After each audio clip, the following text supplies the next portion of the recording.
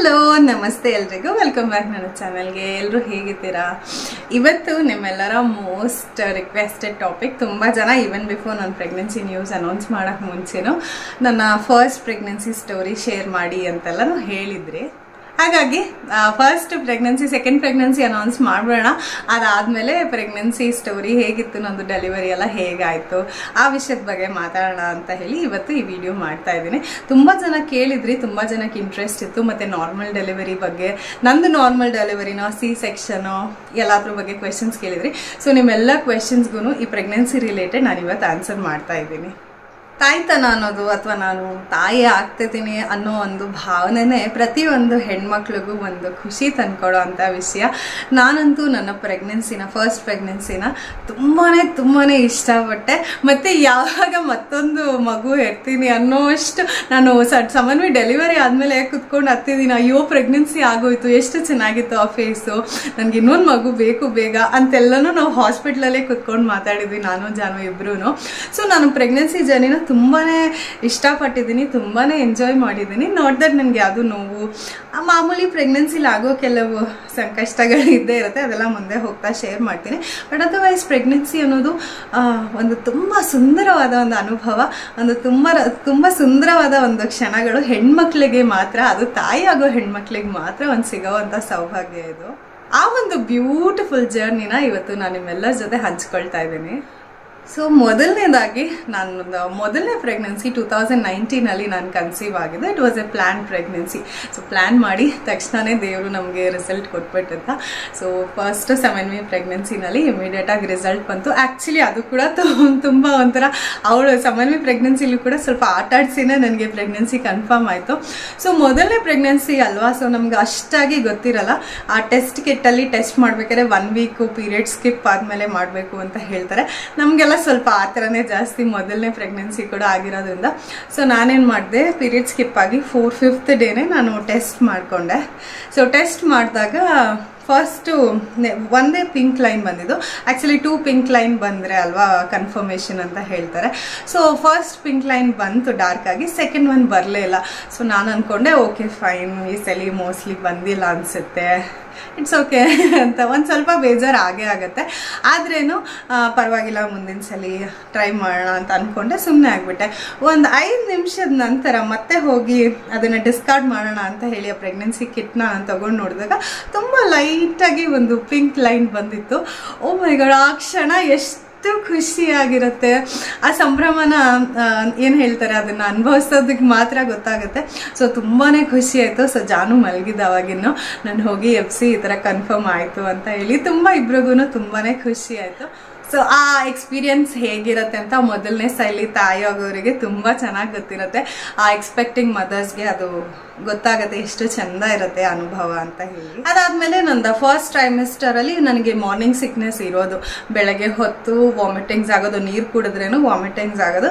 But ಕ್ರಮೇಣ ತಿಂಡಿ ಎಲ್ಲ ತಿಂದಾದ್ಮೇಲೆ ಆರಾಮಾಗಿರ್ತದೆ ಅಂತ ಏನು, ನಾನು ಸಮನ್ವಿ ಪ್ರೆಗ್ನೆನ್ಸಿಲಂತೂ ಫಸ್ಟ್ 3 ಮಂತ್ಸ್ ತುಂಬ ನಾಸಿಯಾ, ತುಂಬ ತಲೆ ಸುತ್ತು, ಆ ಥರದ್ದು ಏನೂ ಇರಲಿಲ್ಲ, ನಾರ್ಮಲ್ ಆಗಿರ್ತಾ ಇದೆ, ಅಷ್ಟು ಹಿಂಸೆ ಮಾಡಲಿಲ್ಲ ಸಮನ್ವಿ ನನಗೆ. ಸೊ ಪ್ರೆಗ್ನೆನ್ಸಿನಲ್ಲಿ ಎಲ್ಲರಿಗೂ ಎಷ್ಟು ಥರ ಆಸೆ ಇರುತ್ತೆ, ಅಲ್ಲಿ ಹೋಗಬೇಕು ಇಲ್ಲಿ ಹೋಗ್ಬೇಕು, ಎಸ್ಪೆಷಲಿ ಆ ಹೊಟ್ಟೆನ ಕ್ಯಾರಿ ಮಾಡ್ಕೊಂಡು ಹೋಗೋದು. ಅದೇನೋ ಗೊತ್ತಿಲ್ಲ, ಎಲ್ಲ ಪ್ರೆಗ್ನೆಂಟ್ ವಿಮೆನ್ಗೂ ಅದೊಂಥರ ಪ್ರೈಡ್ ಅನಿಸುತ್ತೆ. ನನಗೂ ಹಾಗೆ ಅನ್ಸೋದು. ಪ್ರೆಗ್ನೆನ್ಸಿಲಿ ಹೊರಗಡೆ ಹೋದರೆ ಜನ ನಿಮ್ಮನ್ನ ನೋಡೋ ದೃಷ್ಟಿನೇ ಬೇರೆ ಥರ, ಕನ್ಸನ್ ತೋರಿಸ್ತಾರೆ, ಪ್ರೀತಿ ತೋರಿಸ್ತಾರೆ, ಅದೆಲ್ಲ ಎಕ್ಸ್ಟ್ರಾ ಲವ್ ಸಿಗುತ್ತಲ್ಲ, ಅದೊಂಥರ ಚೆನ್ನಾಗಿ ಅನಿಸುತ್ತೆ. ಸೊ ಹಾಗಾಗಿ ನಾನು ಸುಮಾರು ಕನ್ಸ್ಕೊಂಡಿಟ್ಕೊಂಡಿದ್ದೆ, ಅಲ್ಲಿ ಹೋಗಬೇಕು, ಈಚೆ ಹೋಗಬೇಕು, ಮೂವಿ ನೋಡೋಕೆ ಹೋಗಬೇಕು, ಏನೇನೋ ಇರುತ್ತೆ ಅಲ್ವಾ ಕನಸು. ಒಬ್ಬೊಬ್ರಿಗೆ ಒಂದೊಂಥರ ಫ್ಯಾಂಟಸಿ ಡ್ರೀಮ್ಸ್ ಇರೋದೆ. ಸೊ ನನಗೂ ಅದೇ ಥರ ಆಯಿತು. ಬಟ್ ಏನಾಯ್ತು ಅಂತಂದರೆ ಕೊರೋನಾ ಲಾಕ್ಡೌನ್ ಟೈಮ್ ಆಗೋಯ್ತು. ತುಂಬಾ ಬೇಜಾರಾಗೋಯ್ತು, ಅಯ್ಯೋ ಎಲ್ಲೂ ಹೋಗೋಕ್ಕಾಗಲ್ಲ, ಅದು ಅಲ್ಲದೆ ಇನ್ಫೆಕ್ಷನ್ಸ್, ಭಯದಲ್ಲೇ ಪ್ರೆಗ್ನೆನ್ಸಿ ಆಗಬೇಕಾ ಅಂತೆಲ್ಲನೂ ತುಂಬಾ ಬೇಜಾರಿತ್ತು.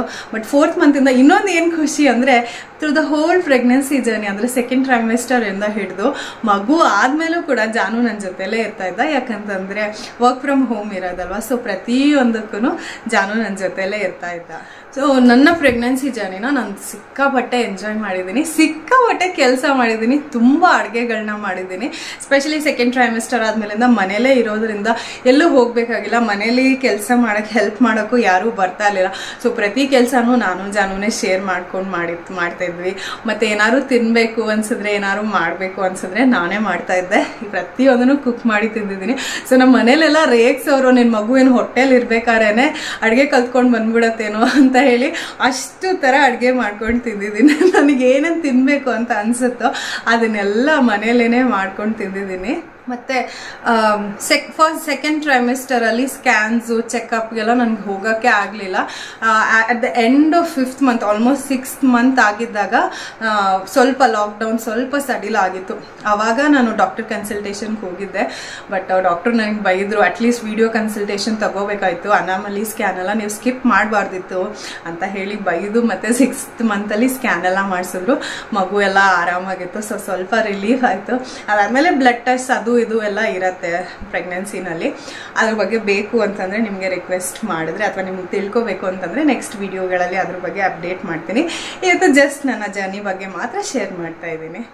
ಮತ್ತು 5th ಮಂತ್ ಆಗ್ತಿದ್ದಂಗೆ ಕಾಲಲ್ಲಿ ಸ್ವಲ್ಪ ಊತ ಬರೋದು, ಕೈ ಕಾಲೆಲ್ಲ ಸ್ವಲ್ಪ ಊದ್ಕೊಳ್ಳೋದು ಆ ಥರ ಆಗೋದು, ಮತ್ತು ಬೆನ್ನು ನೋವು, ಕಾಲು ನೋವೆಲ್ಲ ತುಂಬಾ ಆಗೋದು.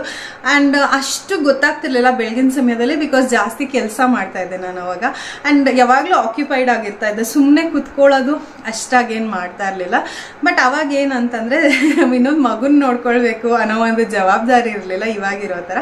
ಬಟ್ ಮಿಕ್ಕಿದ್ದೆಲ್ಲ ಕೆಲಸಗಳು ಮಾಡಿಕೊಂಡು ಆರಾಮಾಗಿ TV ಸೀರೀಸ್ ನೋಡಿಕೊಂಡು ಬುಕ್ಗಳು ಓದ್ಕೊಂಡು ಹೀಗೆ ಕಾಲ ಕಳೀತಾ ಇದೆ. ಮತ್ತು ಸಂಜೆ ಹೊತ್ತಾದರೆ ವಾಕ್ ಮಾಡ್ತಾಯಿದ್ದೆ ಟೆರೆಸ್ ಮೇಲೆ, ಈ ಥರ ಇತ್ತು.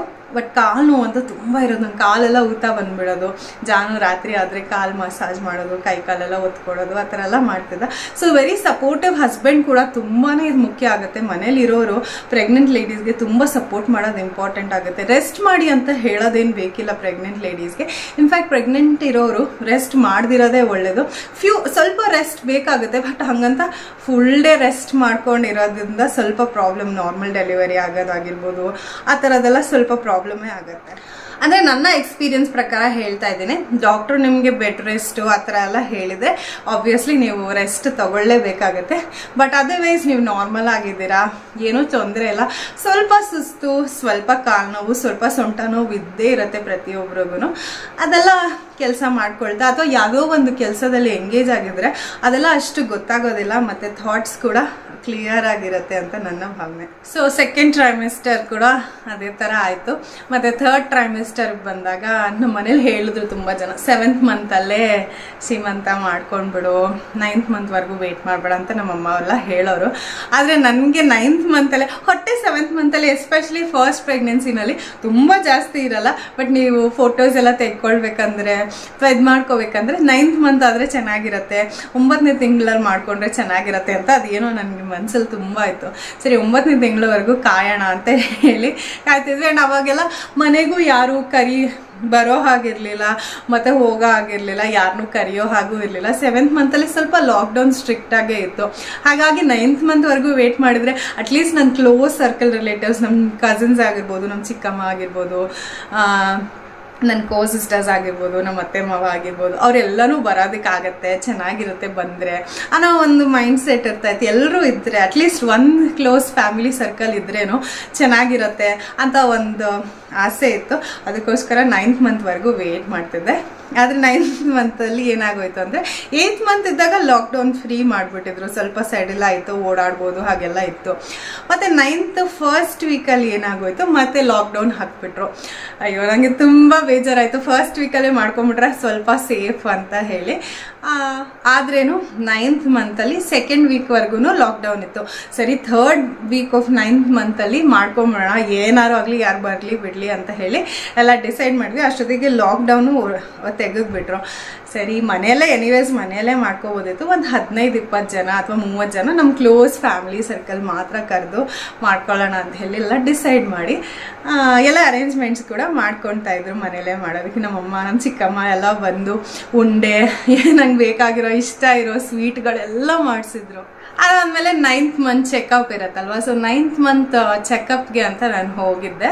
ಅಂದರೆ ನಾಳೆ ದಿವಸ ನಂದು ಸೀಮಂತ ಇತ್ತು, ಹಿಂದಿನ ದಿನ ಚೆಕಪ್ ಇತ್ತು, ಅಂದರೆ ಫ್ರೈಡೇ ಇತ್ತು, ಥರ್ಸ್ಡೇ ನಾನು ಚೆಕಪ್ಗೆ ಅಂತ ಹೋಗಿದ್ದೆ. ಚೆಕಪ್ಗೆ ಅಂತ ಹೋದಾಗ ಮಗು ಟರ್ನ್ ಆಗಿತ್ತು, ಆಲ್ಮೋಸ್ಟ್ 3 ಸೆಂಟಿಮೀಟರ್ಸ್ ಡೈಲೇಟ್ ಕೂಡ ಆಗಿತ್ತು. ಸೊ ಏನು ಹೇಳಿದ್ರು, ಎನಿ ಟೈಮ್ ಪೇನ್ ಬರ್ಬೋದು, ಸೊ ಹುಷಾರಾಗಿರಿ, ಏನಾದರೂ ಇದ್ರೆ ನನಗೆ ಕಾಲ್ ಮಾಡಿ ಅಂತ ಡಾಕ್ಟರ್ ಅವ್ರ ನಂಬರ್ ಕೊಟ್ಬಿಟ್ಟು ನನ್ನ ಕಳಿಸಿದ್ರು.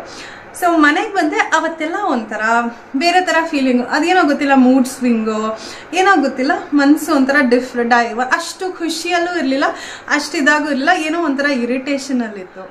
ಇರಿಟೇಷನ್ ಅಂತ ಸಹ ಹೇಳೋಕ್ಕಾಗಲ್ಲ, ಒಂಥರ ಭಯನೋ ಏನೋ ಗೊತ್ತಿಲ್ಲ, ಏನೋ ಡೆಲಿವರಿ ಹತ್ರ ಬಂದ್ಬಿಡ್ತಂತನೋ ಭಯ ಪಟ್ಕೊಂಡೋ ಏನೋ ಗೊತ್ತಿಲ್ಲ, ತುಂಬ ಒಂಥರ ಡಿಸ್ಟರ್ಬ್ಡ್ ಸ್ಟೇಟ್ ಆಫ್ ಮೈಂಡ್ ಇತ್ತು. Actually next day baby shower cousins ಎಲ್ಲ ಸೇರಿ ಪ್ಲ್ಯಾನ್ ಮಾಡಿದರು, ಹಿಂದಿನ ದಿನ ಬೇಬಿ ಶವರ್ ಎಲ್ಲ ಮಾಡಿ ನೆಕ್ಸ್ಟ್ ದಿನ ಆರ್ತಿಗೆ ರೆಡಿ ಮಾಡ್ಬೇಡ ಅಂತ ಹೇಳಿ. ನನಗೆ ಬೇಡ, ಅವತ್ತಿನ ದಿವಸನೇ 2 ಬೇಡ, ಹಿಂದಿನ ದಿನ ಬೇಬಿ ಶವರ್ ಮಾಡಿಬಿಡ್ಲಿ, ನೆಕ್ಸ್ಟ್ ದಿನ ಬೆಳಗ್ಗೆ ಟ್ರೆಡಿಷ್ನಲ್ ಆಗಿ ಆರತಿ ಎಲ್ಲ ಮಾಡಲಿ ಅಂತ ಇತ್ತು. ಸರಿ, ಕಸಿನ್ಸ್ ಎಲ್ಲಾನು ಹಿಂದಿನ ದಿನಾನೇ ಬಂದರು. ನಮ್ಮ ಮನೇಲೆಲ್ಲ ಹಾಗೆ ಬಲೂನ್ಸ್ ಎಲ್ಲ ಇದೆಲ್ಲ ಡೆಕೋರೇಟ್ ಮಾಡಿ, ನನಗೂ ಎಲ್ಲ ಅಲಂಕಾರ ಮಾಡಿ ಬೇಬಿ ಶವರ್ ಎಲ್ಲ ಮಾಡಿದ್ರು. ಫೋಟೋಸ್ ಕೆಲವು ಡಿಸ್ಪ್ಲೇ ಮಾಡ್ತಾ ಇದ್ದೀನಿ ನೋಡಿ. ಇಲ್ಲಿರೋ ಥರ ಹಿಂದಿನ ದಿನ ಬೇಬಿ ಶವರ್ ಎಲ್ಲ ಮಾಡಿದ್ವಿ. ನಿಂತ್ಕೊಂಡು ತುಂಬ ಹೊತ್ತು ನಿಂತ್ಕೊಂಡಿದ್ದೆ ಅವತ್ತು, ಕೇಕ್ ಕಟ್ ಮಾಡಿ ಎಲ್ಲರೂ ನಿಂತ್ಕೊಂಡು ಫೋಟೋಸ್ ಎಲ್ಲ ತೆಕ್ಕೊಳ್ತಾ ಇದ್ವಿ, ಆ ಥರ ಎಲ್ಲ ಮಾಡ್ತಾ ಇದ್ವಿ. ಸೊ ತುಂಬ ನಗಿಸ್ತಾ ಇದ್ರು, ಅದು ಇದು ಎಲ್ಲ ಹೇಳಿ. ನಮ್ಮ ಚಿಕ್ಕಪ್ಪ ಇದ್ದವರು ಹೇಳೋರು, ತುಂಬ ನಗ್ಬೇಡ, 9 ತಿಂಗಳು ತುಂಬಿದೆ, ನಗ್ಬೇಡ ಜಾಸ್ತಿ ಅಂತ ಹೇಳೋರು. ಬಟ್ ಸಮಯನೋ ಅಥವಾ ಎಲ್ಲರೂ ಬಂದಿದ್ದಾರೆ ಅಂತ ಖುಷಿಗೋ ಅವ್ರ ಮಾತು ಕೇಳಲಿಲ್ವೋ ಏನೋ ಗೊತ್ತಿಲ್ಲ, ಸಿಕ್ಕಾಬಟ್ಟೆ ನಕ್ಕು, ತುಂಬ ಚೆನ್ನಾಗಿತ್ತು. ಹಿಂದಿನ ದಿನ ಬೇಬಿ ಶವರ್ ಚೆನ್ನಾಗಿತ್ತು. ನೆಕ್ಸ್ಟ್ ಡೇ ಬೆಳಗ್ಗೆ ಎದ್ದು ಶ್ರೀಮಂತಕ್ಕೆಲ್ಲ ರೆಡಿ ಮಾಡ್ಕೋಬೇಕು ಅಂತ ಹೇಳಿ ಹಿಂದಿನ ದಿನನೇ ಜಾನು ನಮ್ಮ ಅಪ್ಪಾಜಿ ಎಲ್ಲ ಹೋಗಿ ಹಣ್ಣುಗಳು, ಹೂವಿನ ಹಾರ, ನಂಗೆ ಇಷ್ಟವಾಗಿರೋ ಹೂಗಳು ಪ್ರತಿಯೊಂದು ತಗೊಂಡು ತಿಂಡಿಗಳೆಲ್ಲನೂ ರೆಡಿ ಆಗಿತ್ತು. ಆಮೇಲೆ ಸೀರೆಗಳು ಸಹ ಮುಂಚೆನೆ ಹೋಗಿ ತಗೊಂಡು ಬಂದ್ಬಿಟ್ಟಿದ್ವಿ. 8ನೇ ತಿಂಗಳಿದ್ದಾಗಲೇ ಹಸಿರುದು ಒಂದು ಸೀರೆ ಮತ್ತು ಇನ್ನೊಂದು ಪಿಂಕ್ ಕಲರ್ದು ಮೈಸೂರು ಸಿಲ್ಕ್ ಒಂದು ಕೊಡಿಸಿದ್ರು ನಮ್ಮ ಅಪ್ಪಾಜಿ, ತುಂಬ ಚೆನ್ನಾಗಿತ್ತು. ಸರಿ, ಅವತ್ತಿನ ದಿವಸ ಉಟ್ಕೊಳ್ಳೋಣ ಅಂತ ಹೇಳಿ ಎಲ್ಲ ರೆಡಿ ಮಾಡಿಸಿ ಎಲ್ಲ ಇಟ್ಕೊಂಡಿದ್ವಿ. ಸರಿ, ಬೆಳಗ್ಗೆ ಎದ್ದು, ಅಂದರೆ ಸೀಮಂತ ದಿವಸ ಬೆಳಗ್ಗೆ, ಅದೇ ನನ್ನ ಡೆಲಿವರಿ ದಿನ ಕೂಡ, ಅವತ್ತೊಂದು ದಿವಸ ಬೆಳಗ್ಗೆ ಎದ್ದು ಕಾಫಿ ಕುಡಿಯೋಕ್ಕೆ ಅಂತ ಹೋಗಿದ್ದೆ. ಕಾಫಿ ಕುಡಿತಾ ಇದ್ವಿ.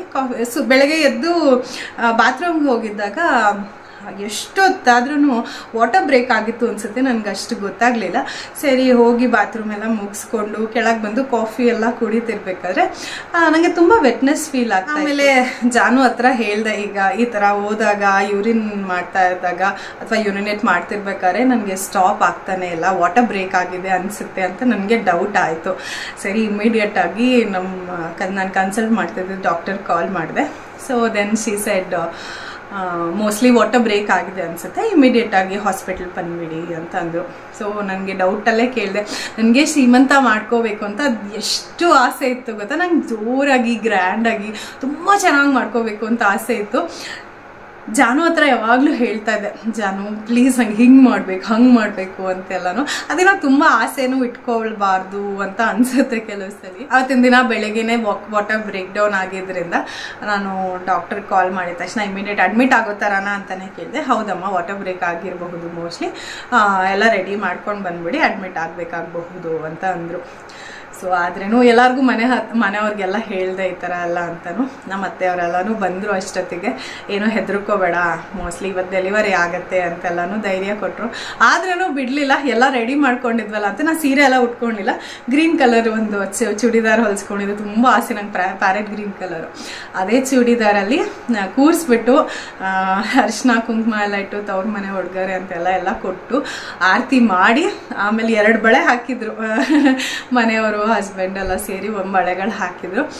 ಆಮೇಲೆ ನಮ್ಮಮ್ಮನೇ ಅವತ್ತೆಲ್ಲ ನನಗೆ ಸ್ನಾನ ಎಲ್ಲ ಮಾಡಿಸಿದ್ರು, ಬೆಳಗ್ಗೆ ತಲೆಗೆಲ್ಲ ಸ್ನಾನ ಮಾಡಿಸಿ ಎಲ್ಲ ಆರತಿ ಎಲ್ಲ ಮಾಡಿನೇ ಕಳಿಸಿದ್ರು, ಬೇಗ ಬೇಗ ಮುಗಿಸ್ಬಿಟ್ರು. ನನಗಿಷ್ಟ ಅಂತ ಹೇಳಿ ಉಪ್ಪಿಟ್ಟು ಕೇಸರಿ ಬಾತ್ ಎಲ್ಲ ಮಾಡಿದ್ಲು ನನ್ನ ಕಸಿನು, ಅದನ್ನು ಡಬ್ಬಕ್ಕೆ ಹಾಕಿ ಕೊಟ್ಟು ಕಳಿಸಿದ್ರು. ಬಟ್ ಆ ಟೆನ್ಷನಲ್ಲೋ ಅಥವಾ ಇಮಿಡಿಯೇಟಾಗಿ ಸಡನ್ನಾಗಿ ಆಗೋಯ್ತಲ್ಲ, ಹೇಗೆ ರಿಯಾಕ್ಟ್ ಮಾಡಬೇಕು ಅಂತ ಸಹ ನಮ್ಗೆ ಆ ಟೈಮಲ್ಲಿ ಗೊತ್ತಾಗಲ್ಲ. ಸಡನ್ನಾಗಿ ನನಗೆ ನಾನೇ ಧೈರ್ಯ ತಂದ್ಕೊಂಡೆ. ಇದು ಹೇಳ್ತಿರ್ಬೇಕಾದ್ರೆ ನಿಮ್ಮ ಹತ್ರ ನನಗೆ ನನ್ನ ಕಣ್ಮುಂದೆ ಅವತ್ತಿನ ದಿನ ಜ್ಞಾಪಕ ಬರ್ತದೆ. So I am becoming very emotional. Okay, ಅವತ್ತಿನ ದಿವಸ ಮತ್ತು ಲೈಟಾಗಿ ಆರತಿ ಎಲ್ಲ ಮಾಡಿ ಇಮಿಡಿಯೇಟಾಗಿ ಹೊರಟ್ಬಿಟ್ಟೆ. ನಾನು ಹಾಸ್ಪಿಟಲ್ ಬ್ಯಾಗ್ ಎಲ್ಲ ಮುಂಚೆನೇ ರೆಡಿ ಮಾಡಿ ಇಟ್ಕೊಂಡ್ಬಿಟ್ಟಿದ್ದೆ. 9 ತಿಂಗಳು ಆದ ತಕ್ಷಣ ಎಲ್ಲ ಪ್ಯಾಕ್ ಮಾಡಿ ಇಟ್ಬಿಟ್ಟಿದ್ದೆ. ಒಂದು 2-3 ಥಿಂಗ್ಸ್ ಲಿಸ್ಟ್ ಮಾಡಿದ್ದೆ, ಅದೆಲ್ಲ ಜಾನು ಬೇಗ ಬೇಗ ಪ್ಯಾಕ್ ಮಾಡಿ ನಾನು ಜಾನು ನಮ್ಮಮ್ಮ 3 ಜನನೂ ಹಾಸ್ಪಿಟ್ಲಿಗೆ ಹೋದ್ವಿ. ಹೋದ ತಕ್ಷಣ ಅಲ್ಲಿ ಅಮ್ಮನ ಬಿಡೋದೇ ಇಲ್ಲ ಅಂತಂದರು. ಒಂದು ಸ್ವಲ್ಪ ಹೊತ್ತು ಇರ್ತಾಳೆ ಅಂತ ಹೇಳಿದ್ರು. ಸರಿ, ಆಮೇಲೆ ಡಾಕ್ಟರ್ ಎಲ್ಲ ಚೆಕ್ ಮಾಡಿ ಇವತ್ತೇ ಡೆಲಿವರಿ ಮಾಡಿಸ್ತೀನಿ, ನಾರ್ಮಲೇ ಮಾಡಿಸ್ತೀನಿ ಅಂತ ಹೇಳಿ ಪೇಯ್ನ್ ಇಂಡ್ಯೂಸ್ ಮಾಡಿದ್ರು ನನಗೆ. ಸೊ ಪೇಯ್ನ್ ಇಂಡ್ಯೂಸ್ ಮಾಡಿ ವಾರ್ಡಿಗೆ ಶಿಫ್ಟ್ ಮಾಡಿದ್ರು. ಪೇಯ್ನ್ ಇಂಜೆಕ್ಷನ್ ಕೊಟ್ಟು ಒಂದು 2 ಅವರ್ಸ್ವರೆಗೂ ನನಗೆ ಯಾವುದೇ ಪೇಯ್ನ್ ಬರಲಿಲ್ಲ. ಅದಾದಮೇಲೆ ಒಂದು ಸ್ವಲ್ಪ ಬರೋದಕ್ಕೆ ಸ್ಟಾರ್ಟ್ ಆಯಿತು. ಸೆಕೆಂಡ್ ಡೋಸ್ ಆಫ್ ಮತ್ತೆ ಪೇಯ್ನ್ ಇಂಜೆಕ್ಷನ್ ಕೊಟ್ಟರು. ಆವಾಗ ತುಂಬಾ ಪೇಯ್ನ್ ಸ್ಟಾರ್ಟ್ ಆಯಿತು. ಅಲ್ಲಿವರೆಗೂ ನಮ್ಮಮ್ಮ ಜೊತೆಲೇ ಇದ್ದರು ನನ್ನ ಜೊತೆಗೆ. ಸೊ ಅದಾದಮೇಲೆ ಪೇಯ್ನು ಸಿಕ್ಕಾಪಟ್ಟೆ ಜಾಸ್ತಿ ಆಗ್ತಿದ್ದಂಗೆ ನಮ್ಮಮ್ಮನ ಕಳಿಸ್ಬಿಟ್ರು, ಹೋಗಿ ಇರೋ ಹಾಗಿಲ್ಲ ಅಂತ. ನಾನು ಜಾನ್ವಿ ಇಬ್ಬರೇ ಇದ್ದಿದ್ದು. ಸೊ ಅಮ್ಮನೂ ಹೊಟ್ಟೋದ್ರು ಅನ್ನೋ ಒಂದು ಅದೊಂದು ಏನಂತ ಹೇಳ್ತಾರೆ, ಅಮ್ಮ ಆದರೂ ಇರ್ತಾರೇನೋ ಜೊತೆಯಲ್ಲಿ ಅಂತ ಒಂದು ಖುಷಿ ಇತ್ತು. ಅವ್ರನ್ನೂ ಕಳಿಸ್ಬಿಟ್ರು, ಹೊರಟ್ಬಿಡಿ ಅಂತೆಲ್ಲ ಹೇಳಿ. ಅದಾದಮೇಲೆ ನಾರ್ಮಲ್ ಡೆಲಿವರಿ ಪೇನ್ ಅದು ಅನುಭವಿಸಿದವ್ರಿಗೆ ಗೊತ್ತಿರುತ್ತೆ ಎಷ್ಟು ಪೇನ್ ಆಗುತ್ತೆ ಅಂತ. ಒಂದು ಶಾರ್ಪ್ ಪೇನ್ ಬಂತು ಫಾರ್ ದ ಫಸ್ಟ್ ಟೈಮ್ ನಮ್ಮ ಲೈಫಲ್ಲಿ. ಆ ಪೇನ್ ನಮಗೆ ಗೊತ್ತಿರೋದಿಲ್ಲ. ಸೊ ಅಷ್ಟು ಶಾರ್ಪ್ ಪೇನ್ ಬಂದ ತಕ್ಷಣ ಒಂದ್ಸಲಿ ಕಿಚ್ಚಿದೆ. ಮುಂಚೆ ಎಲ್ಲ ಎಷ್ಟು ನಾನು ಅಂದ್ಕೊಂಡಿದ್ದೆ, ಮೆಂಟಲಿ ಪ್ರಿಪೇರ್ ಆಗಿದ್ದೆ. ಆ ಥರ ಪೇನ್ ಬಂದಾಗ ತುಂಬ ಹಿಂಸೆ ಮಾಡಬಾರ್ದು, ಕಿಚ್ಚಬಾರ್ದು, ಡೀಪ್ ಬ್ರೀತ್ ಮಾಡಬೇಕು ಎಲ್ಲ ತುಂಬ ಅಂದ್ಕೊಂಡಿದ್ದೆ. ಬಟ್ ಪೇನ್ ಬಂದಾಗ ಏನಾಗುತ್ತೆ, ಅದು ಮಾಸ್ಕ್ ಮಾಡಿಬಿಡುತ್ತೆ ನಮ್ಮ ಥಾಟ್ಸ್ ಏನೇನು ಅಂದ್ಕೊಂಡಿದ್ವಿ ಅಂತೆಲ್ಲನೂ. ತುಂಬಾ ಶಾರ್ಪ್ ಪೇನ್ ಬಂತು. ಮಧ್ಯದಲ್ಲಿ ಡಾಕ್ಟರ್ಸ್ ಎಲ್ಲ ಬಂದು ಚೆಕ್ ಮಾಡೋದು ಅದೆಲ್ಲ ತುಂಬಾ ಹಿಂಸೆ ಆಗಿತ್ತು. ಅವಾಗೆಲ್ಲ ಆ ಜಾನೂನ್ ಕೂಡ ಆಚೆ ಕಳಿಸ್ಬಿಡೋರು. ತುಂಬ ಹಿಂಸೆ ಆಗಿತ್ತು. ಆ ಪೇನ್ ತಡ್ಯೋಕ್ಕೆ ಆಗ್ತಿರ್ಲಿಲ್ಲ. ಅದಾದಮೇಲೆ ನನ್ನ ಲೇಬರ್ ವಾರ್ಡಿಗೆ ಶಿಫ್ಟ್ ಮಾಡಿದ್ರು. ಸುಮಾರು ಹೊತ್ತು ಜಾನು ಕೂಡ ಇರಲಿಲ್ಲ, ಜೊತೆಲೇ ನಾನೊಬ್ಳೆ. ನಾನು ತುಂಬ ಆಸೆ ಇತ್ತು, ನಾವು Cloud9 ಹಾಸ್ಪಿಟಲ್ಗೆ ಹೋಗಿದ್ದೆ, ಹಸ್ಬೆಂಡ್ನ ಲೇಬರ್ ರೂಮಲ್ಲಿ ಬಿಡ್ತಾರೆ ಅಂತ ಹೇಳಿ. ಸಿನ್ಸ್ ಕೋವಿಡ್ ಇರೋದ್ರಿಂದ ಜಾನೂನ್ ಕೂಡ ಒಳಗಡೆ ಬಿಡಲಿಲ್ಲ. So it was most painful. ಅದು ನಾರ್ಮಲ್ ಡೆಲಿವರಿ ಆದವ್ರಿಗೆ ಗೊತ್ತಿರೋದು ಆ ಪೇನ್ ಎಷ್ಟು ಇರುತ್ತೆ ಅಂತ. ಸೊ ಫೈನಲಿ ಅದು ಬೆಳಗ್ಗೆಯಿಂದ ರಾತ್ರಿವರೆಗೂ ಏನೂ ನಾನು ತಿಂದು ಇರಲಿಲ್ಲ. ಬೆಳಗ್ಗೆ ಎದ್ದಾಗ ಅರ್ಜೆಂಟಲ್ಲಿ ಬಂದಿದ್ರಿಂದ 2 ಸ್ಪೂನ್ ಉಪ್ಪಿಟ್ಟು ಕೇಸರಿ ಬಾತ್ ತಿನ್ನಿಸಿ ಕಳಿಸಿದ್ರು ಅಷ್ಟೇ ನನಗೆ. ಅದಾದಮೇಲೆ ಏನೂ ಇಲ್ಲ, ಹಶ್ವು ಅಂದ್ರೇನು ಯಾರೂ ಏನೂ ಕೊಡಲಿಲ್ಲ ನನಗೆ. ಅದಾದಮೇಲೆ ಫೈನಲಿ ರಾತ್ರಿ ಆಯಿತು. ರಾತ್ರಿ ಅಷ್ಟೊತ್ತಿಗೆ ತುಂಬಾ ಪೇನ್ ಬಂದುಬಿಟ್ಟಿತ್ತು. ಅದಾದಮೇಲೆ ಡೆಲಿವರಿ ಟೈಮ್ ಕೂಡ ಬಂತು. ಆಲ್ಮೋಸ್ಟ್ 10 o'clockಗೆ ಸಮನ್ವಿ ಹುಟ್ಟಿದ್ಲು. ಸಿಕ್ಕಾಪಟ್ಟೆ ಎಲ್ಲರೂ ಒಳ್ಳೆ, ಅದೊಂದು ಸ್ಪೋರ್ಟ್ಸ್ ಹಾಲ್ ಥರ ಇತ್ತು ಅನಿಸುತ್ತೆ. ತುಂಬ ಜನ ನರ್ಸ್ಗಳೆಲ್ಲ ಇದ್ದರು. ಅವರೆಲ್ಲ ಪುಷ್ ಅಂತ ಪ್ರೆಷರ್ ಹಾಕು ಅಂತ ತುಂಬ ಹೇಳೋರು. ಹೊಟ್ಟೆ ಮೇಲೆಲ್ಲ ಗುದ್ದೋರು, ಹೊಡೆಯೋರು. ಸೊ ಅದೇ ಟೈಮ್ ಒಳ್ಳೆ ಒಂಥರ ಈ ಮ್ಯಾಚ್ ನಡೀತಿರ್ಬೇಕಾದ್ರೆ ಆ ಟೆನ್ಷನ್ ಕ್ರಿಯೇಟ್ ಆಗೋ ಥರ ಇರ್ತಲ್ಲ, ಆ ಥರ ಇತ್ತು. ಬಟ್ ವೆರಿ ಗುಡ್ ಡಾಕ್ಟರ್ಸ್ ಮತ್ತು ನರ್ಸ್ ಎಲ್ಲ ತುಂಬ ಚೆನ್ನಾಗಿ ನೋಡಿಕೊಂಡ್ರು. ನಮ್ಮ ಮನೆಯವ್ರು ಇಲ್ಲ ಅಂತ ಫೀಲ್ ಕೂಡ ಬರ್ಸಲಿಲ್ಲ. ಪ್ರತಿಯೊಬ್ಬರು ತುಂಬ ಕೇರ್ ತೊಗೊಂಡು ತುಂಬಾ ಚೆನ್ನಾಗಿ ನೋಡಿಕೊಂಡ್ರು. ಫೈನಲಿ 10 ಗಂಟೆ 1 ನಿಮಿಷಕ್ಕೆ ಸಮನ್ವಿ ಆಚೆ ಬಂದ ತಕ್ಷಣ ಎಲ್ಲರಿಗೂ ಅದೊಂದು ಆಸೆ ಇರುತ್ತೆ, ಯಾವ ಮಗು ಅಂತ ಹೇಳಿ. ನಮ್ಮ ಡಾಕ್ಟರು ಹೆಣ್ಮಗು ಆಗಿದೆ ಅಂತ ಹೇಳಿ ಅವಳನ್ನೆಲ್ಲ ಕ್ಲೀನ್ ಮಾಡಿ ಫಸ್ಟ್ ಜಾನುಗೆ ಹೇಳಿದ್ರು ಅಂತಲೇ ನಾನು ಫಸ್ಟ್ ಹೇಳಿದ್ದು. ಸೊ ಜಾನುಗೆಲ್ಲ ಹೇಳಿ ಬಂದಿದ್ರು. ಮಗುನ ಇನ್ಫ್ಯಾಕ್ಟ್ ಫಸ್ಟ್ ನೋಡಿದ್ದೆ ಜಾನು. ಅದಾದಮೇಲೆ ಅವಳನ್ನ ಕರ್ಕೊಂಡು ಬಂದು ಮಗುನ ತಗೊಂಡು ಬಂದು ನಮ್ಮ ಮೇಲೆ ಹಾಕ್ತಾರೆ. ಅದೊಂದು ಫೀಲ್ ಅಂತೂ ಅದು ಎಷ್ಟು ಚೆನ್ನಾಗಿರುತ್ತೆ ಗೊತ್ತಾ. ಫಸ್ಟ್ ಟೈಮ್ ನಿಮ್ಮ ಮಗು. ಐಮ್ ಸೋ ಸಾರಿ, ನಾನು ಸ್ವಲ್ಪ ಎಮೋಷ್ನಲ್ ಪರ್ಸನ್. ಸೊ ನನಗೆ ಇವಾಗ ನಿಮ್ಮ ಹತ್ರ ಹೇಳ್ತಿರ್ಬೇಕಾರೆ ನನಗೆ ನನ್ನ ಡೆಲಿವರಿ ಡೇ ಹಾಗೆ ಕಣ್ಮುಂದೆ ಬರ್ತದೆ. ಸೊ ಫಸ್ಟ್ ಟೈಮ್ ಮಗುನ ತಗೊಂಡು ಬಂದು ಬಾಡಿ ಕಾಂಟ್ಯಾಕ್ಟ್ಗೆ ಅಂತ ಮೈ ಮೇಲೆ ಹಾಕ್ತಾರೆ.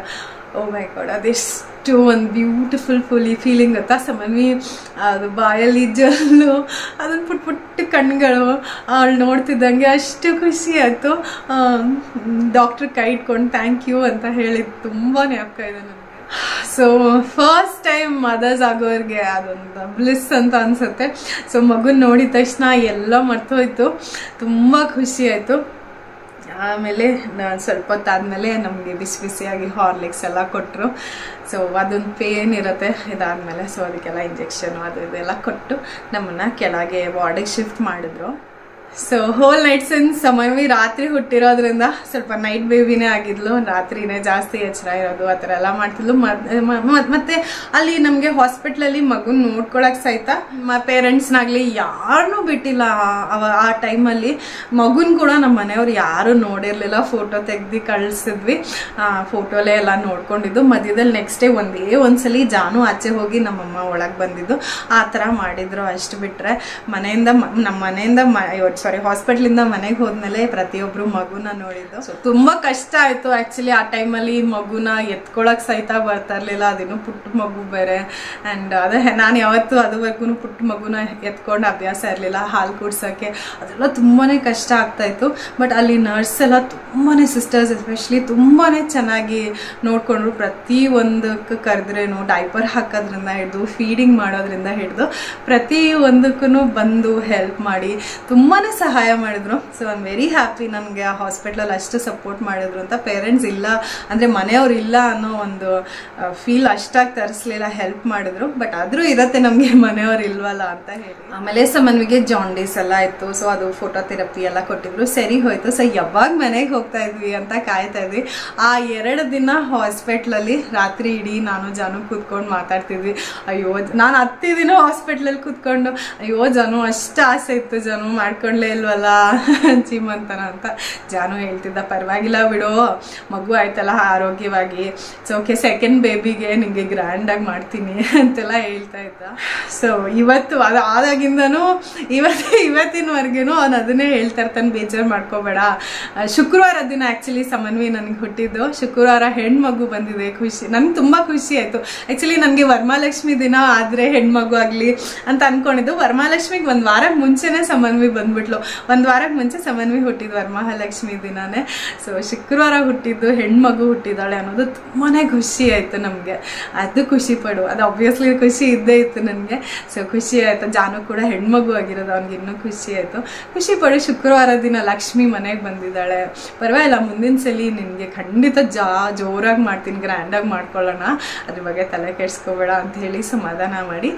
ಸೊ ಅಲ್ಲಿಂದ ಜರ್ನಿ ಬೇರೆ ಥರನೇ ಇತ್ತು. ಮಗುನ ಸಾಕೋದು, ಅವಳ ಆಟ ಪಾಠ ನೋಡ್ಕೊಳ್ಳೋದು, ಅದೇ ಒಂದು ಡಿಫ್ರೆಂಟ್ ಎಕ್ಸ್ಪೀರಿಯನ್ಸ್, ತುಂಬ ಬ್ಯೂಟಿಫುಲ್ ಎಕ್ಸ್ಪೀರಿಯನ್ಸ್. ತಾಯಿಯಾಗಿರೋದು, ತಾಯಿಯಾಗಿ ಮಗುನ ನೋಡ್ಕೊಳ್ಳೋದು, ಆ ಒಂದು ಟೋಟಲ್ ಅನುಭವ ಇದೆಯಲ್ಲ ಎಷ್ಟು ಚೆನ್ನಾಗಿರುತ್ತೆ ಅಂದರೆ I can become mother any number of times ಅಂತ ಅನಿಸ್ಬಿಡುತ್ತೆ. ನಂಗೆ ಯಾವತ್ತೂ ಒಂದು ದಿವಸ ಕೂಡ ಯಾಕಾದರೂ ಪ್ರೆಗ್ನೆಂಟ್ ಆದ್ನಪ್ಪ ಅಂತ ಖಂಡಿತ ಅನಿಸಿಲ್ಲ. ಒಂದೊಂದು ದಿನದ ಪ್ರೆಗ್ನೆನ್ಸಿ ಲೈಫ್ನ ನಾನು ಅಷ್ಟು ಇಷ್ಟಪಟ್ಟಿದ್ದೀನಿ, ಅಷ್ಟು ಜೀವಿಸಿದ್ದೀನಿ. ಸೊ ಯಾಕೆ ನನಗೆ ಅಷ್ಟು ಚೆನ್ನಾಗಿತ್ತು ನಂಗೆ ಗೊತ್ತಿಲ್ಲ. ಮೇ ಬಿ ಜಾನು ಸಪೋರ್ಟು, ಮನೆಯವ್ರ ಸಪೋರ್ಟಿಂದ ಇರಬಹುದು, ಅಥವಾ ಜಾನು ಸದಾ ನನ್ನ ಜೊತೆ ಇದ್ದಿದ್ರಿಂದಾನೋ ಗೊತ್ತಿಲ್ಲ, ಅಥವಾ ನನಗೆ ಆ ಪ್ರೆಗ್ನೆನ್ಸಿ ಅಥವಾ ನನ್ನ ತಾಯಿ ಆಗ್ತಿದ್ದೀನಿ ಒಂದು ಆ ಫೀಲು, ನಮ್ಮ ಒಳಗಡೆ ಒಂದು ಜೀವ ಬೆಳೀತಿದೆ ಅಂತ ಇರತ್ತಲ್ಲ. ಸೊ ಆ ಒಂದು ಎಕ್ಸ್ಪೀರಿಯನ್ಸ್ನ ನಾವು ಕಲ್ಪನೆ ಮಾಡ್ಕೊಂಡ್ರೆ ಮೈ ರೋಮಾಂಚನ ಆಗುತ್ತೆ. ಅದನ್ನು ಅನುಭವಿಸ್ಬೇಕಾದ್ರೆ ಇನ್ನೂ ತುಂಬ ಚೆನ್ನಾಗಿರುತ್ತೆ ಅಂದ ಅನುಭವ. ಸೊ ಇದಿಷ್ಟು ನನ್ನ ಡೆಲಿವರಿ ಸ್ಟೋರಿ, ನನ್ನ ಪ್ರೆಗ್ನೆನ್ಸಿ ಆ್ಯಂಡ್ ಡೆಲಿವರಿ ಸ್ಟೋರಿ. ಇಷ್ಟೇ. ನಂದು ನಾರ್ಮಲ್, ತುಂಬ ಜನ ಕೇಳ್ತಿದ್ರಿ ಅಲ್ವಾ, ನನಗೆ ನಾರ್ಮಲ್ ವಾಟರ್ ಬ್ರೇಕ್ ಆಯಿತು, ಆದ್ರೇನು ನನಗೆ ನಾರ್ಮಲ್ ಡೆಲಿವರಿನೇ ಆಯಿತು. ಸೊ ಏನು ಹೆದರ್ಕೊಳ್ಬೇಕಾಗಿಲ್ಲ ನೀವು, ವಾಟರ್ ಬ್ರೇಕ್ ಆಯಿತು C-ಸೆಕ್ಷನ್ನೇ ಮಾಡ್ತಾರೆ ಅಂತ, ಹಾಗೆಲ್ಲ ಏನೂ ಇಲ್ಲ. ಡಾಕ್ಟರ್ ಪರಿಶೀಲನೆ ಮಾಡಿ ನಿಮಗೆ ಖಂಡಿತ ನಾರ್ಮಲ್ ಡೆಲಿವರಿ ಆಗೋ ಎಲ್ಲ ಚಾನ್ಸಸ್ಸು ಇದ್ದರೆ ಖಂಡಿತವಾಗ್ಲೂ ನಾರ್ಮಲ್ ಡೆಲಿವರಿ ಮಾಡಿಸ್ತಾರೆ. ಮತ್ತು ಸುಮಾರು ಜನಕ್ಕೆ ಡೌಟ್ಸ್ ಇದೆ, ನಾರ್ಮಲ್ ಡೆಲಿವರಿ ಆಗೋಕ್ಕೆ ಏನು ಮಾಡಬೇಕು, ಹೇಗೆ ಮಾಡಬೇಕು ಅಂತ ಹೇಳಿ. ನಾನೇನು ಮಾಡಿದೆ ಅಂತ ನಿಮ್ಮ ಹತ್ರ ಶೇರ್ ಮಾಡ್ತೀನಿ, ಸೊ ದಟ್ ನಿಮ್ಗೆ ಅದು ಹೆಲ್ಪ್ಫುಲ್ ಆಗ್ಬೋದು ಅಂತ ಹೇಳ್ತಾ ಇದ್ದೀನಿ. ಸೊ ನಾರ್ಮಲ್ ಡೆಲಿವರಿ ಆಗಬೇಕಂದ್ರೆ ಮೇಯ್ನಾಗಿ ನಾವು ಐಡಲ್ ಆಗಿ ಕೂತ್ಕೊಳ್ಳೋ ಹಾಗೆ ಇಲ್ಲ, ತುಂಬಾ ವಾಕ್ ಮಾಡಬೇಕು. ಊಟನೂ ಅಷ್ಟೇ, ಕಾರ್ಬೋಹೈಡ್ರೇಟ್ಸ್ ಜಾಸ್ತಿ ತಿನ್ನೋದಕ್ಕಿಂತ ಪ್ರೋಟೀನ್ಸು ಅಂಥದ್ದು ಸ್ವಲ್ಪ ಜಾಸ್ತಿ ತಿನ್ನಬೇಕಾಗುತ್ತೆ. ಮತ್ತು ವಾಕ್ ಮಾಡಬೇಕು. ಪ್ರತಿ ಮೀಲ್ ಆದಮೇಲೂ ಒಂದು ಹಾಫ್ ಆನ್ ಅವರ್ 45 ಮಿನಿಟ್ಸ್ ಬಿಟ್ಟು ಒಂದು 15-20 ನಿಮಿಷ ಆದರೂ ಮಿನಿಮಮ್ ವಾಕ್ ಮಾಡ್ತಾನೆ ಇರಬೇಕು. ನಾನಂತೂ ಎಷ್ಟು ವಾಕ್ ಮಾಡ್ತಿದ್ದೆ ನನ್ನ ಫಸ್ಟ್ ಪ್ರೆಗ್ನೆನ್ಸಿಲಿ ಅಂದರೆ, ಬೆಳಗ್ಗೆ ಎದ್ದ ತಕ್ಷಣ ವಾಕ್ ಒಂದು 40 ಮಿನಿಟ್ಸು, ರಾತ್ರಿ 40 ಮಿನಿಟ್ಸ್ ವಾಕ್ ಮಾಡ್ತಾ ಇದ್ದೆ. ಅದಲ್ಲದೆ ಪ್ರತಿಯೊಂದು ಊಟ ಆದಮೇಲೆ ಒಂದು 15-20 ನಿಮಿಷ ಖಂಡಿತವಾಗ್ಲೂ ನಡೀತಾನೆ ಇದೆ. ಸೊ ನಾನು ವಾಕ್ ಮಾಡ್ತಿದ್ದು ನೋಡಿ ನಮ್ಮ ಅಕ್ಕಪಕ್ಕದ ಮನೆಯವರಿಗೆಲ್ಲ ಗೊತ್ತಾಗೋದು ಈ ಹುಡುಗಿ ಪ್ರೆಗ್ನೆಂಟ್ ಅಂತ. ಸೊ ನಾನು 2 ದಿನ ವಾಕ್ ಯಾವಾಗ ಮಾಡ್ತಾ ಇರಲಿಲ್ಲ ಅಂದರೆ ಡೆಲಿವರಿ ಟೈಮಲ್ಲಿ. ಸೊ ಪ್ರತಿಯೊಬ್ಬರಿಗೂ ಗೊತ್ತಾಗೋಗಿತ್ತು, ಓಹ್ ಈ ಹುಡುಗಿಗೆ ಡೆಲಿವರಿ ಆಗಾಗಿ ಕರ್ಕೊಂಡು ಹೋಗಿದ್ದಾರೆ ಅಂತ ಹೇಳಿ. ಬಿಕಾಸ್ ನಾನು ಅಷ್ಟು ವಾಕ್ ಮಾಡಿ ಟೆರೆಸ್ ಮೇಲೆ ವಾಕ್ ಮಾಡ್ತಾ ಇದ್ದೆ, ರೋಡಲ್ಲಿ ವಾಕ್ ಮಾಡ್ತಾ ಇದ್ದೆ. ಸೊ ನಾವು ವಾಕ್ ಹೋಗೋದು ಅಕ್ಕಪಕ್ಕದ ಮನೆಯವರೆಲ್ಲನೂ ಗಮನಿಸಿದ್ರು.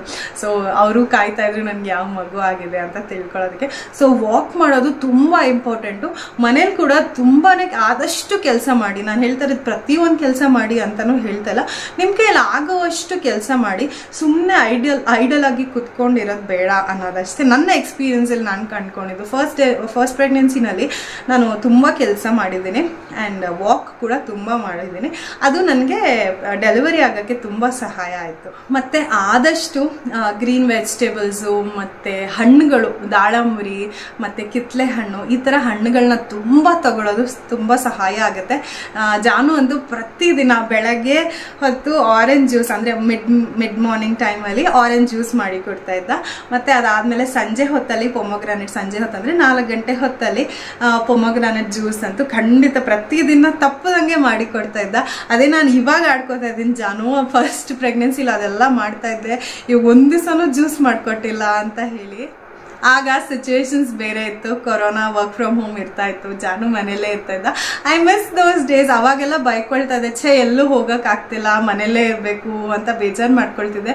ಬಟ್ ಇವಾಗಿನ ಪ್ರೆಗ್ನೆನ್ಸಿಗೆ ನಾನು ಅನ್ಕೊಳ್ಚೆ ಅವಾಗ ಎಷ್ಟು ಚೆನ್ನಾಗಿತ್ತಲ್ವಾ, ಯಾವಾಗಲೂ ಜೊತೆಲೇ ಇರ್ತಾ ಇದ್ದೆ ನೀನು, ಎಷ್ಟೆಲ್ಲ ಮಾಡ್ತಾ ಇದ್ವಿ ಇಬ್ರು ಜೊತೆಗೆ. ಐ ಮಿಸ್ ದೋಸ್ ಡೇಸ್ ಅಂತ ನಾನು ನಿನ್ನೆ ಕೂಡ ಜಾನು ಹತ್ರ ಮಾತಾಡ್ಬೇಕಾದ್ರೆ ಹೇಳ್ಕೊಳ್ತಾ ಇದ್ದೆ. ಸೊ ಯಾವಾಗ ನಮ್ಮ ಕೈಯಲ್ಲಿ ಸಮಯ ಇರುತ್ತೆ ಅವಾಗ ನಾವು ಅದನ್ನ ಚೆರಿಶ್ ಮಾಡಲ್ಲ. ಅದು ಹೋಗಿ ತುಂಬಾ ದಿವಸ ಆದ್ಮೇಲೆ ಅದನ್ನ ನೆನ್ಸ್ಕೊಂಡು ಅಯ್ಯೋ ಎಷ್ಟು ಚೆನ್ನಾಗಿತ್ತು ಅಂತ ಅನ್ಸುತ್ತೆ ಅಲ್ವಾ. ಸೊ ಓವರಾಲ್ ಇದಿಷ್ಟು ನನ್ನ ಪ್ರೆಗ್ನೆನ್ಸಿ ಎಕ್ಸ್ಪೀರಿಯನ್ಸ್. ಮತ್ತು ನಾನು ನಾರ್ಮಲ್ ಡೆಲಿವರಿ ಆಗಿ ನಾರ್ಮಲ್ ಡೆಲಿವರಿ ಆಗೋದಕ್ಕೆ ಏನೆಲ್ಲ ಮಾಡಿದೆ ಅನ್ನೋದನ್ನ ನಿಮ್ಮ ಹತ್ರ ಶೇರ್ ಮಾಡ್ತಾ ಇದ್ದೀನಿ. ನೀವು ಇದನ್ನೆಲ್ಲ ಮಾಡಿದರೆ ಖಂಡಿತವಾಗ್ಲೂ ಆಗತ್ತೆ ಅಂತ ಅಂದರೆ ನಾನು ಅಶ್ಯೂರೆನ್ಸ್ ಕೊಡೋದಿಲ್ಲ.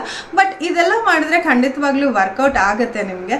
ವಾಕ್ ಜಾಸ್ತಿ ಮಾಡಿ, ಕೆಲಸ ಮನೇಲಿ ಜಾಸ್ತಿ ಮಾಡಿ, ಆದಷ್ಟು ಆ್ಯಕ್ಟಿವ್ ಆಗಿರೋದು, ಆದಷ್ಟು ಪಾಸಿಟಿವ್ ಆಗಿರೋದು, ಆದಷ್ಟು ನನಗೆ ಏನಂತ ಹೇಳ್ತಾರೆ ನಾರ್ಮಲ್ ಡೆಲಿವರಿ ಆಗುತ್ತೆ ಅಂತಲೇ ಮೈಂಡಲ್ಲಿ ಪ್ರಿಪೇರ್ ಆಗಿರಿ. ನಾನಂತೂ ನನಗೆ ಫಿಕ್ಸ್ ಆಗಿಬಿಟ್ಟಿತ್ತು, ನನಗೆ ಆದರೆ ನಾರ್ಮಲ್ ಡೆಲಿವರಿನೇ ಆಗೋದು ಅಂತ ನಾನು ಮೈಂಡಲ್ಲಿ ಅಂದ್ಕೊಂಡ್ಬಿಟ್ಟಿದ್ದೆ. ಅಂದ್ಕೊಂಡಾಗೇ ಆಯಿತು. ನಾಟ್ ದಟ್ ಎಲ್ಲರಿಗೂ ಹಾಗೆ ಆಗಬೇಕು ಅಥವಾ C-ಸೆಕ್ಷನ್ ಆಗೋದು ಬ್ಯಾಡ್ ಅಂತ ನಾನು ಹೇಳ್ತಾ ಇಲ್ಲ. But normal delivery is good ಅಂತ ಅಷ್ಟೇ ನಾನು ಹೇಳ್ತಾ ಇದ್ದೀನಿ. ಸೊ ಕ್ಯಾರಿಂಗ್ ಮದರ್ಸ್ ಇದ್ದರೆ ಸೊ ಆದಷ್ಟು ಇನ್ಮೇಲೆ ವಾಕ್ ಮಾಡೋಕ್ಕೆ ಸ್ಟಾರ್ಟ್ ಮಾಡಿ. ಎವ್ರಿ ಮೀಲ್ ಆದಮೇಲೆ 15-20 ನಮ್ಮ ಡಾಕ್ಟರ್ ಏನು ಹೇಳಿದ್ರು ಅದನ್ನೇ ನಾನು ನಿಮ್ಮ ಹತ್ರ ಹೇಳ್ತಾ ಇದ್ದೀನಿ. ಅದನ್ನು ನಾನು ಮಾಡಿದ್ದೆ, ಇವಾಗಲೂ ಮಾಡ್ತಾ ಇದ್ದೀನಿ. ಸೊ ನೀವು ಯಾರಾದರೂ ಕ್ಯಾರಿಂಗ್ ಮದರ್ಸ್ ಇದ್ದರೆ ಆದಷ್ಟು ವಾಕ್ ಮಾಡಿ, ಆದಷ್ಟು ಹೆಲ್ದಿ ತಿನ್ನಿ, ಆದಷ್ಟು ಮನೆಯಲ್ಲೇ ತಿನ್ನೋದು ಒಳ್ಳೆಯದು. So that's all for today. ನನ್ನ ಡೆಲಿವರಿ ಎಕ್ಸ್ಪೀರಿಯನ್ಸ್ ನಾನು ನಿಮ್ಮ ಹತ್ರ ಶೇರ್ ಮಾಡಿ ನನಗೆ ಆ ದಿನಗಳು ಜ್ಞಾಪಕ ಬಂದ್ಬಿಟ್ಟು ತುಂಬ ಖುಷಿ ಆಯಿತು. ನಿಮ್ಮೆಲ್ಲರಿಗೂ ಥ್ಯಾಂಕ್ ಯು ಸೋ ಮಚ್. ನನಗೂ ಈ ಥರದ್ದು ಒಂದು ಆಪರ್ಚುನಿಟಿ ಕೊಟ್ಟಿದ್ದಕ್ಕೆ, ನನ್ನ ತಾಯ್ತನದ ಬಗ್ಗೆ, ನನ್ನ ಡೆಲಿವರಿ ಎಕ್ಸ್ಪೀರಿಯನ್ಸ್ ನಿಮ್ಮೆಲ್ಲರ ಹತ್ರ ಶೇರ್ ಮಾಡ್ಕೊಳ್ಳೋದಕ್ಕೆ ಒಂದು ಅವಕಾಶ ಕೊಟ್ಟಿದ್ದಕ್ಕೆ ಥ್ಯಾಂಕ್ ಯು ಸೋ ಮಚ್.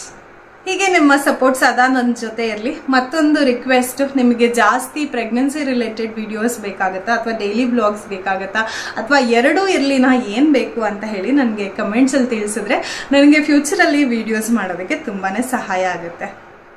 ಸರಿ, ಮತ್ತೆ ವಿಡಿಯೋನ ಇಲ್ಲೇ ಎಂಡ್ ಮಾಡ್ತಾ ಇದ್ದೀನಿ. ಥ್ಯಾಂಕ್ ಯು ಸೋ ಮಚ್ ವಿಡಿಯೋನ ಕಡೆ ತನಕ ನೋಡಿದ್ದಕ್ಕೆ.